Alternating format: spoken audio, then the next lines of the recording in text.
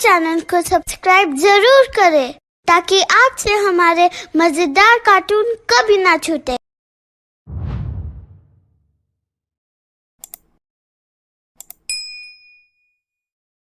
कौन थी वो? मैं 8 महीने की प्रेग्नेंट थी और अपनी डिलीवरी के लिए अपने मायके गई थी। माँ ने मुझे फोन पर बताया, घर के पीछे की तरफ जो खाली जमीन थी ना, वहां पर एक नया कमरा बनवा लिया है। इतने सालों के बाद जैसे ही अपने घर में कदम रखा, कुछ अलग सा लगा। माँ, ये घर के पीछे की तरफ नया कमरा बनवाने की क्या जरूरत थी? अरे बेटा, घर के पीछे दूर दूर तक खाली जमीन है। तेरे पापा को कई दिनों से लग रहा था कि यहाँ पर एक कमरा बनवा लेंगे तो ताजा हवा मिल जाया करेगी। अब तो ये सब छोड़ और चल जल्दी से दूध पी ले। माँ, मैं थोड़ी देर में पी लूंगी, आप सो जाओ। मैंने दूध का गिलास उठाकर उस खिड़की में रख दिया। पता नहीं कब आंख लग गई। अचानक से खिड़की के पल्लों के खड़कने की तेज आवाज आई। दूध का गिलास धड़ाम से जमीन पर आ गिरा। जमीन पर गिरते ही दूध का रंग लाल हो चुका था। मैंने खिड़की से झांक कर बाहर देखा। चारों तरफ धूप अंधेरा था। उस अंधेरे की तरफ से कुछ आवाजें आ रही थी, जैसे छोटे बच्चे आपस में खिलखिलाकर मस्ती कर रहे हो।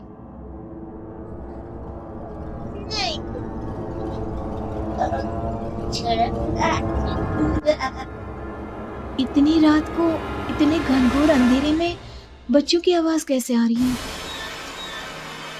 घड़ी में वक्त देखा तो ठीक 12 बजे थे। देखकर मैं सन्न रह गई। बुरी आत्माओं और भूतों की कई कहानियां मैं सुन चुकी थी। वक्त भी कुछ ऐसा ही था। ऊपर से मैं प्रेग्नेंट। सुना था कि ऐसे वक्त में अक्सर बुरी आत्माएं औरतों का पीछा करती हैं। तो क्या मेरे पीछे भी? पसीने से तरबतर बड़ी मुश्किल से, जैसे कांपते हाथों से मैंने उस खिड़की को बंद किया। जल्दी से जल्दी उस कमरे से बाहर निकलकर माँ के पास जाने के बारे में सोचा, लेकिन जैसे ही दरवाजे की तरफ पलटी, लगा कोई साया हवा की स्पीड से दरवाजे के सामने से गुजर गया। मेरे गले में अटक कर रह गई। मैं जोर से चीख कर माँ को बुलाना चाहती थी, लेकिन वो आवाज खुद मेरे कानों तक नहीं पहुंच पा रही थी। तो माँ तक कैसे पहुंचती? खिड़की के पल्ले एक बार फिर तेज हवा के झोंके से धड़ाम करके फटे और पूरी ताकत से मैं चीख पड़ी। जानती थी मेरी चीख की आवाज सुनकर कुछ ही सेकंड में माँ वहां पहुंच जाएगी, लेकिन ऐसा कुछ हुआ ही नहीं। मेरा कलेजा डर के मारे फटा जा रहा था। आखिर माँ ने मेरी आवाज क्यों नहीं सुनी? इतनी गहरी नींद में तो माँ कभी नहीं सोती। ठीक पीछे खुली हुई वो खिड़की। मुझ में इतनी ताकत नहीं बची थी कि मैं पलटकर उस तरफ देख भी सकूं। हवा का एक सनसनाता हुआ झोंका उसी वक्त मेरे कानों से आकर टकराया। लगा जैसे किसी ने दबी हुई आवाज में धीरे से मुझसे कहा, चल जाओ यहाँ से। मैंने दोनों हाथ अपने कानों पर रख लिए और एक बार फिर ताकत लगाकर जोर से चीखने की कोशिश की।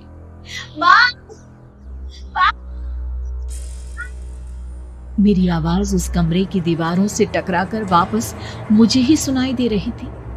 जितनी ताकत के साथ मैंने चीखने की कोशिश की थी, कुछ ही देर बाद उससे कहीं ज्यादा तेज और दर्दनाक चीख मुझे सुनाई देने लगी। ये आवाज ठीक मेरे पीछे खिड़की से आ रही थी।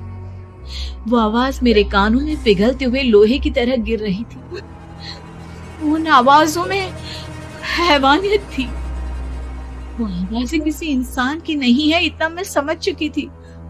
कांप रहे हाथों से मैंने अंधेरे में कुछ ढूंढने की कोशिश की। तभी अचानक मेरा हाथ बेड पर रखी टॉर्च पर पड़ा। किसी तरह ताकत लगाकर टॉर्च का बटन ऑन किया, लेकिन ये क्या? सामने दरवाजे पर 3 छोटी लड़कियां खड़ी हुई थी। उनके हाथ में स्टील के चमचमाते हुए चाकू थे। मैं घबराकर लड़खड़ाई और पीछे की तरफ हटी, लेकिन तब तक वो मेरे पास आ चुकी थी। उनकी गर्दन टेढ़ी थी और उनके हाथों के वो चाकू मेरे पेट को निशाना बनाने को तैयार। मैं जोर से चीखी, नहीं, छोड़ दो मेरे बच्चे को, मत मारो।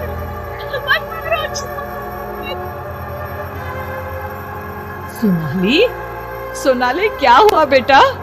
तू इतनी डरी हुई क्यों है? पूछ बेटा क्या हुआ? हड़बड़ाकर मैंने अपनी आंखें खोली। देखा तो दिन निकल आया था। माँ मुझे जगा रही थी। मेरा चेहरा पूरा पसीने से लथपथ था। क्या हुआ बेटा? तुमने कोई बुरा सपना देखा क्या? मैं अभी तक अपने पूरे होश में नहीं थी। वो मेरे बच्चे को मार देगी माँ। वो लड़की मेरे बच्चे को। मैंने घबराकर अपने पेट को छुआ। सब कुछ ठीक था। और वो दूध जो रात को यहाँ पर गिर गया था, उसका रंग लाल हो गया था।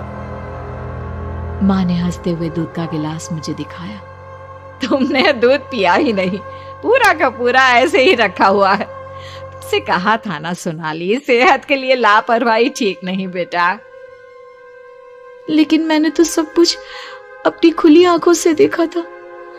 ये सपना कैसे हो सकता है?